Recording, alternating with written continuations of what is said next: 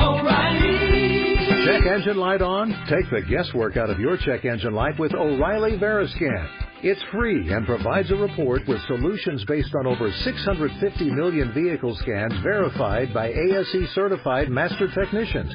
And if you need help, we can recommend a shop for you. Ask for O'Reilly Veriscan today.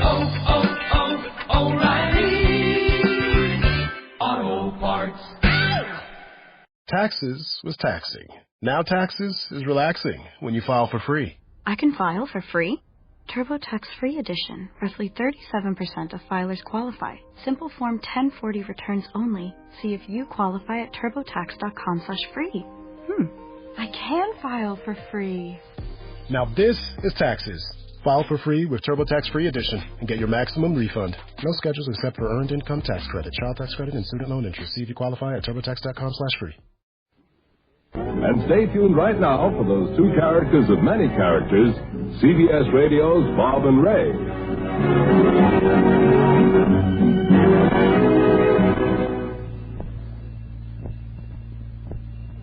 And now, Bob Elliott and Ray Goulding present the CBS Radio Network.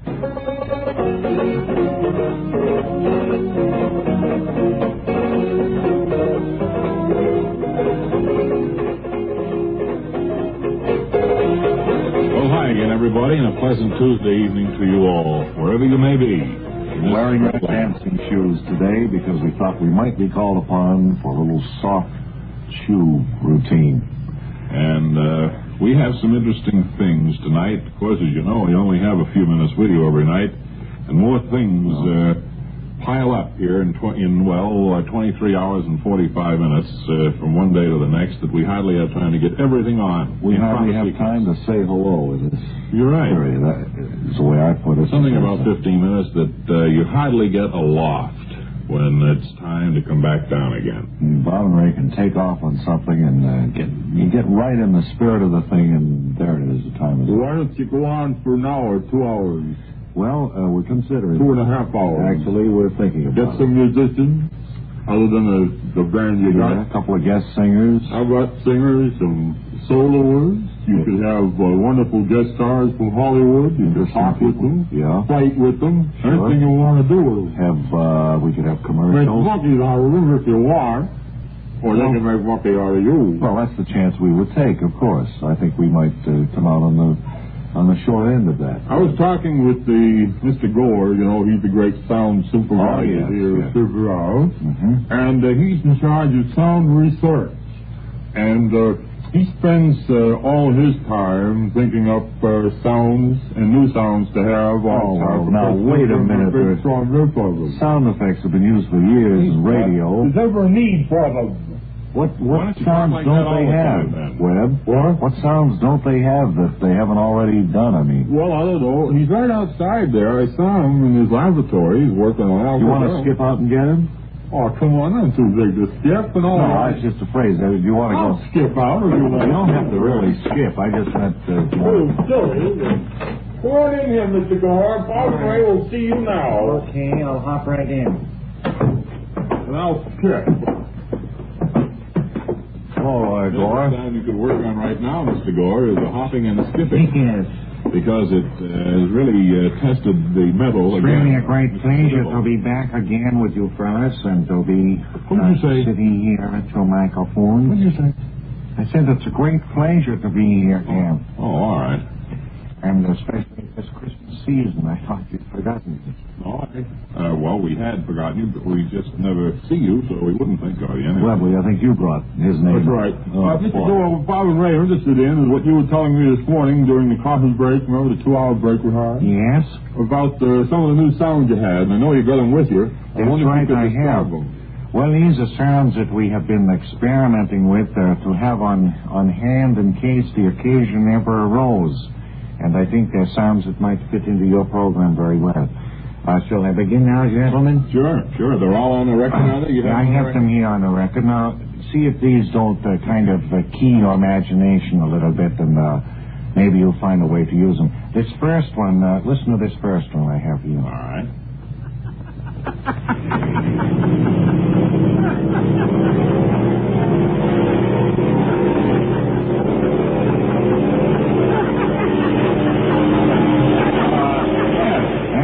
sound of an airplane taking off with the pilot laughing. Well, that's good. I don't know when we could use it, but it shows... What could we possibly use that for? Yeah. I don't know. I'm just in the research department to come up with the new ones. Well, new sounds. what we'd have to do is write a script around that, I'm afraid. What are some of the other new sounds you have? Well, did you ever attend a cocktail party? Unfortunately, no, too often, yes. Did you ever attend one where there was construction work being done in the street outside? Probably. We have combined this unusual effect into something that could be worked into a dramatic program, I think. So what do you call it? Maybe Ma Perkins or something of that sort. Mm-hmm. Well, what do you call this sound? We call it the cocktail party with a jackhammer outside. All right, well, let's hear it.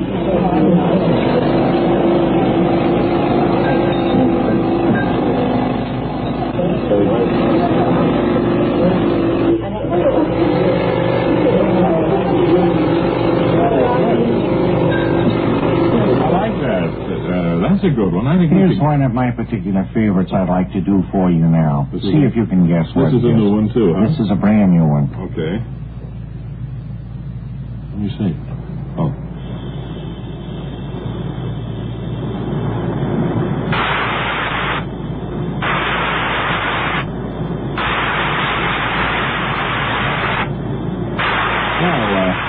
Sounds like a space effect. What the deuce is that, Mr. Gore? You mean you didn't guess what that was? No. That was a blimp with a slow air leak. Well, I don't know if we could ever use that on our show. Maybe so seldom we ever use a blimp.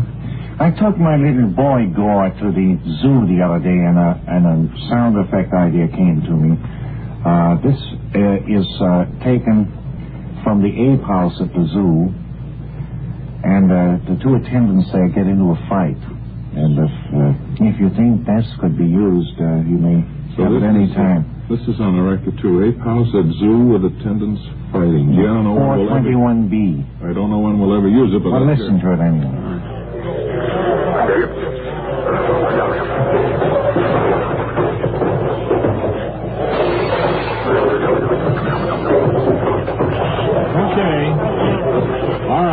Thank you, Mr. Gore, and... I want to thank you for the opportunity of displaying my work, especially at this Christmas time when sometimes certain people are forgotten. Well, I'm sure that you will not be one of them.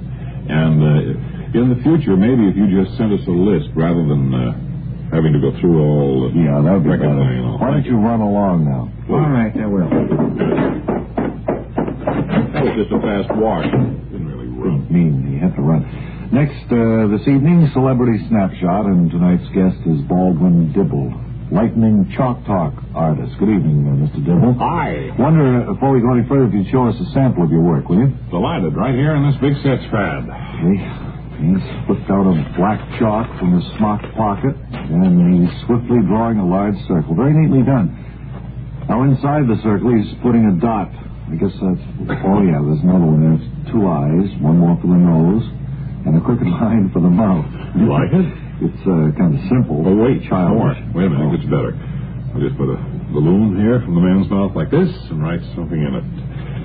Sheriff Baldwin Dibble of Prosaic, New Jersey, says... Take extra care in holiday traffic. Sheriff Dibble, are you a sheriff? Well, Bob, you've unmasked me in my little stunt. I just thought I'd come on the show with a timely message of holiday driving and pedestrian safety.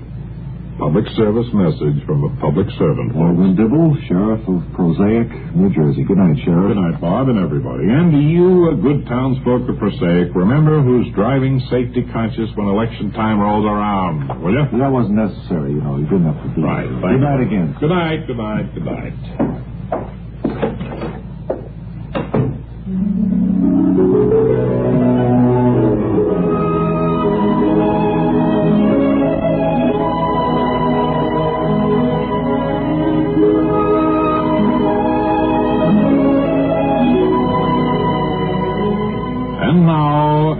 Sustaining feature of the Bob and Ray Show, we bring you another episode of One Fella's Family. Today's episode, entitled Missing Christmas Ornaments, taken from book XVII, chapter II. Page 11, 12, and the bottom of page 14. It's early evening as we look in on the family now. Find Father puttering in the closet and asking Mother. Sandy? Yes? Have you seen the Christmas tree ornaments? I saw them last Christmas season. Here, I know, but I've been looking all over the house high and low, and I can't find them. Well, don't we usually put them up in the attic? Here, I look there. Paul is up there. How is Paul? He seems to be very well, Fanny. Seen him in months. He's writing a book. Here. Well, I don't know now. I rummaged around through the cellar, and I couldn't find them there either. How about in the garage? Well, I haven't looked there, but I would never put them in the garage. Well, they must be somewhere. I remember we took them down right after the New Year. What? Took what down? Well, Christmas ornaments. Oh, the ornaments, yes. Oh, don't tell me we're going through another siege of you forgetting what we're talking about. Well, it just worries me, Fanny, that's all. I can't seem to be remembering things as easily as I used to. About what? What? Who? Here. We'll have to get the tree this weekend. Christmas is a week from Friday. What is? Christmas. Oh, well, of course. Yes. But you have to have decorations and ornaments for the tree. Yes. Why don't you look for those? Well, I've looked high and low. The last place I was going to look was this closet here, but I don't see any sign of them in here either. You sure you didn't throw them out last year? Well, I might have done that. Yes. But that would certainly be a foolish mistake. Wait. I think I remember now. Don't you remember the children were here and we let them put them in the maple tree out in the yard? Yes, I do remember that, Fanny, right after the first of the year. They've been hanging out there all year, so we really don't have any missing Christmas ornaments.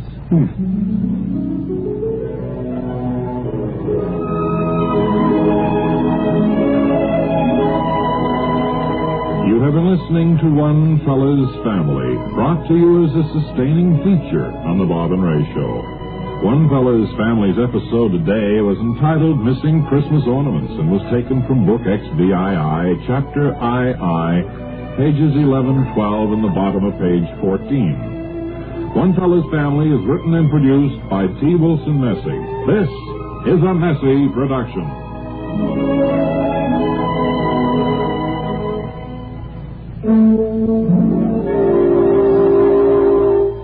Gifts that's by Yardley, almost Christmas, no time to lose. Lots and lots of gifts to choose. Is it too late? Hardly. Give her a gift set by Yardley. For the man who's just a little choosy, there's a wide range of all-new Yardley gifts from $1.50 to $10. For instance, there's the after-shaving lotion and cologne combination, just $2.65. And there's the big handsome set of shaving foam, invisible talc, after-shaving lotion, and cologne for $5.50. All prices plus tax. Yardley at all fine stores. Give him, Give her a gift set by Yardley.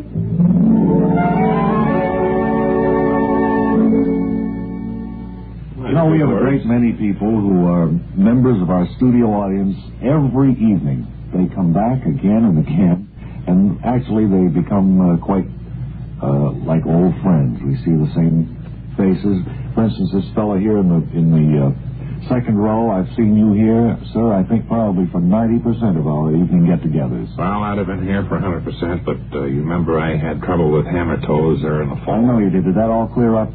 Pretty well, pretty much so. Sir, you and, I can see 8 or 10 other people here who are what we call regulars. Family. We call ourselves family. Kind of the Bob and Ray audience family.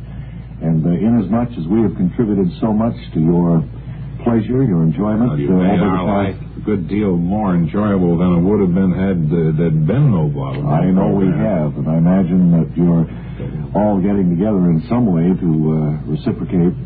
Now that Christmas time is close by, you probably, have you decided, to put it plainly, what you're going to give us?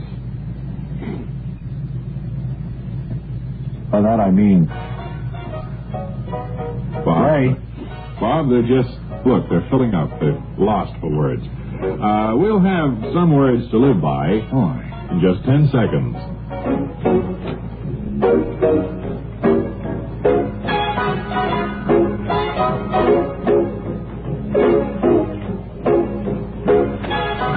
And those words to live by, overweight, is often just dessert. Oh, Dave Villamar, this is Ray Goulding reminding you to write if you get work. Bob Elliott inviting you to hang by your thumbs. Big Chief Mischief himself sparks Arthur Godfrey time weekdays on the CBS Radio Network.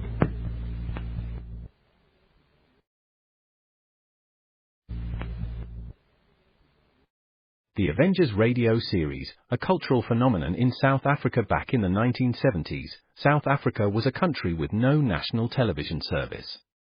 It wasn't until 1976 that the country would get its first taste of television broadcasts. But before that, radio was the primary medium of entertainment and information for the masses. This was the context when The Avengers, a British spy-fi series, made its debut on South African radio and became a cultural phenomenon. The Avengers was a British television series that originally aired from 1961 to 1969. The show revolved around the adventures of John Steed, a suave and sophisticated secret agent, and his various female associates. The series was a unique blend of traditional spy thriller elements with science fiction and fantasy, which set it apart from other shows of its time. While the series was hugely popular in the UK and had also made a significant impact in the American markets, being one of the rare British series given a network transmission slot, it was virtually unknown in South Africa. This was primarily due to the lack of a national television service in the country until 1976. However, as a film series, The Avengers was able to gain some exposure in South Africa through film rentals. But it was the launch of the radio series that truly brought The Avengers to the masses in South Africa. Come and listen at www.myclassicradio.net.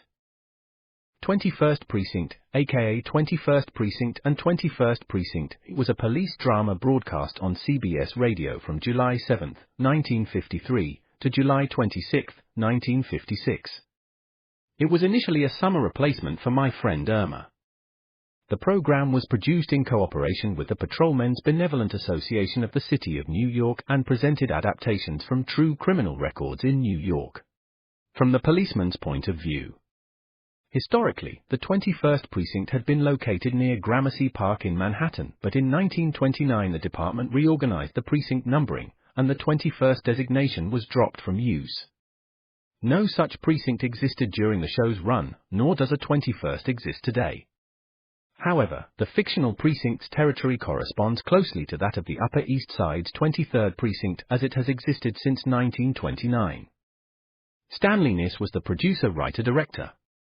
The role of Precinct Captain Frank Kennelly was played by Everett Sloan for the first 109 episodes and briefly in episode 135. During episode 109, Captain Frank Kennelly was promoted to Deputy Inspector and reassigned out of the 21st Precinct.